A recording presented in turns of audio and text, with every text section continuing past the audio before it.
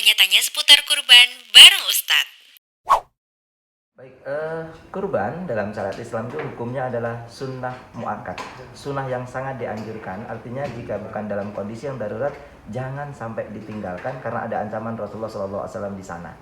Jadi untuk orang-orang yang sudah mampu dengan standar yang jelas mampunya, maka dia disunnahkan untuk bisa mengikuti kurban setiap tahun, bukan seumur hidup sekali. Dalam kehidupan sehari-hari, kadang kita itu membiaskan malah mampu. Jadi pada satu sisi mampunya menjadi lebih rendah, pada satu sisi lain mampunya menjadi lebih tinggi. Nah, dalam kurban standar mampunya sudah sangat jelas sekali.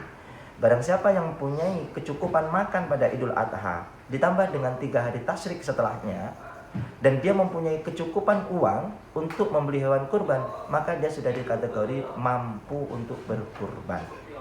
Sederhananya, Anda punya uang 10 juta, dipakai makan 4 juta, masih sisa 6 juta. 6 juta ini kalau dipotong untuk 3 juta, kurban masih sisa. Maka kita sudah terhukum mampu untuk berkurban. Jadi jangan mengukur dari kita mampunya, tetapi kita sesuaikan dengan kaidah yang sudah ada. Cukup makan Idul Adha, ditambah 3 hari, dan beli hewan kurban, maka sudah terkategori mampu berkurban.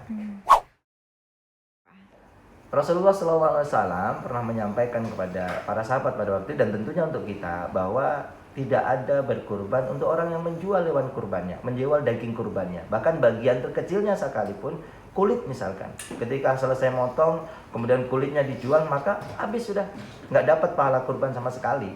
Ketika dia berikan itu akan dapat pahala sedekah biasa saja, dan kurbannya belum gugur.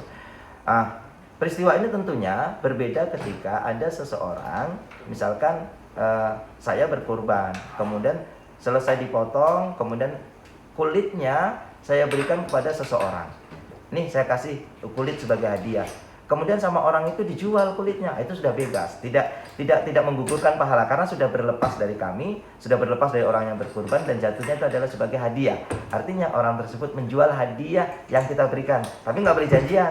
Nanti kulitnya saya berikan ke kamu, lalu kami jual, duitnya kami bagi, sama aja itu jatuhnya, menggugurkan pahala kita. Jadi kita hadiahkan lepas. Ketika dia jual itu bukan urusan kita, ketika dia masak itu bukan urusan kita. Sama halnya dengan orang fakir miskin yang kita berikan daging, karena kita berikan daging 5 kilo, dia tidak bisa masak semuanya, 3 kilo dia jual, 2 kilo dia masak, itu sah-sah saja selagi itu sudah kita berikan kepada mereka. Jadi statusnya bukan menjual daging kurban, tapi menjual daging yang dia terima dari pemberian orang yang berkurban.